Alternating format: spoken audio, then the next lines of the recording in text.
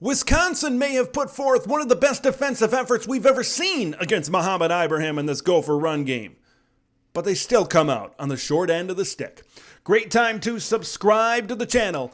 Big Ten content every single day. Always crush that like button to spread the word of Big Ten Ted to the masses. Look, it was that front, especially led by Keanu Benton, that did a great job in containing Mohamed Ibrahim in this game. Because in order to kind of slow down Mo, and I can't think of anybody as of late that's been able to do this. Nobody over the last year and change has been able to hold him under 100 yards. You need to hold him to 1 yard runs, 2 yard runs, 3 yard runs. You need to keep him in that stratosphere, because once he's able to kind of take a licking and keep on ticking, get those 5, those 7, those 8 yard runs and more, that's when he really builds up a lot of momentum, and that's when he can get stronger. Wisconsin kind of kept him in the pocket. They kept him contained a little bit, because you're never going to fully stop Mohamed Ibrahim. You're going to contain him, and that's exactly what Wisconsin did. Keanu Benton is a dude, man. He is so good on that defensive line. He's going to make an NFL team very happy, and he was a big part in slowing down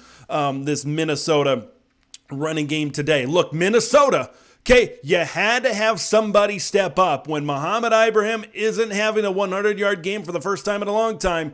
Quarterback, baby. The AK-8 stepped up in a big way. This is why I think he has given Minnesota a better chance to win than Tanner Morgan. I know Tanner's been hurt, but if you can compare both of them healthy, I believe he proved today why he is the future of the program. And maybe, with Mohamed Ibrahim graduating, we'll see what happens on this offensive line. You might have a situation where this offense in the future might shift to a passing attack if Athan Kaliakmanis continues to progress the way he has. But man, look, that takes some major mental fortitude to do what he did and really take control of saying, hey, Mo's not having a good game. I got to step up. I got to hit Daniel Jackson. I got to make big throws. That late touchdown, that go-ahead touchdown, huge, fantastic throw by Athan Kaliakmanis in a key spot. You've really seen him develop. When the coaching staff and the play callers really put their confidence in him, he has delivered most of the time. Now, I know there's been some inconsistencies,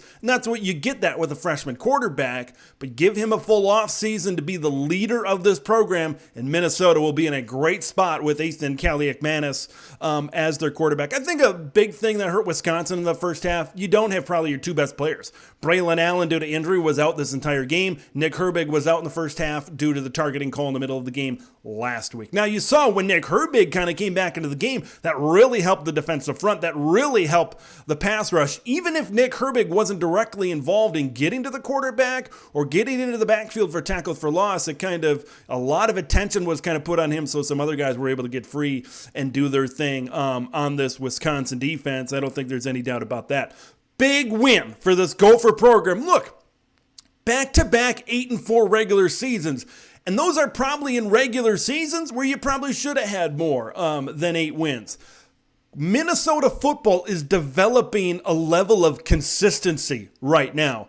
Look, they're setting the average maybe at 8 wins. I know in 2019 they had the above average. They had that 11-win season. But I think what PJ Fleck and Minnesota are doing right now, they're setting the expectation. This is where we expect to be. Of course, we want to meet or be above expectations most year, but this is where we expect to be year in and year out. Look, PJ, he just puts together good teams. Like, you can say what you want, and I love his ability to evolve, because remember in 2019, that was a team with Tanner Morgan. He threw, I think, for near or over 30 touchdowns that season, with Tyler Johnson and Rashad Bateman. You can see the offense, and really he evolves kind of with what the personnel he has. Obviously this year, this was going to be a team that probably wasn't going to throw it around for 30 touchdowns.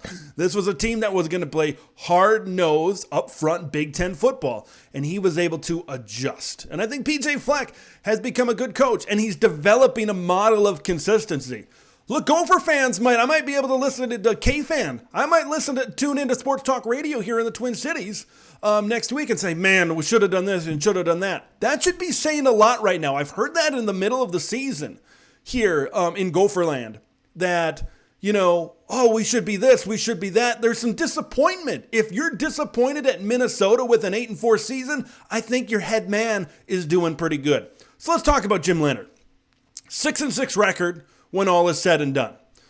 what's going to happen with him in terms of the head coaching positioning? Look, he stabilized the program. I don't think there's any doubt about that. And I think if Jim Leonhard is hired as head coach, I think you're going to create some stability, some much needed stability in the program. Look, ever since Brett Bielema left, yeah, you got some years. You got Gary Anderson a short period of time. Paul Christ was in there for a decent amount of time, but not too much in terms of longevity. I think you want that stability back in Madison, Wisconsin. Look, I'm kind of on the fence. If Wisconsin goes out and hires Jim Leonhard as their permanent head coach. Because I think there's coaches out there right now. Like, what if Wisconsin targeted, Lance Leipold, right? A guy that spent a lot of his time in the state of Wisconsin, won a bunch of D3 national championships with Wisconsin Whitewater. What if they went after Chris Kleiman? I'm going to leave that in your hands. Do you think those guys would be better hires than Jim Leonhard right now? I think with how this season ended, I think there's a lot to be discussed, but Chris McIntosh has to make decisions in a short period of time. I'm kind of on the fence about Jimmy Leonhard right now and whether he's kind of the guy. I definitely think they should interview people, and maybe they have been. Who knows what's been going on behind the scenes. But I think this is a situation for Wisconsin where Jim Leonhard, I think, deserves some competition. I don't think, look, those are good wins against Purdue and Maryland. No question about it. This team has gotten better. But I don't think he's done enough to completely blow the administration away and say, yeah, he's definitely the guy. I just don't think that's happened. What do you guys think of all the stuff that has happened? Gophers keeping the axe. Once again, leave your thoughts in the comments below. If you haven't subscribed to Big Ten Ted, make sure you do that. I'm Big Ten Ted, and we'll see you in the next one.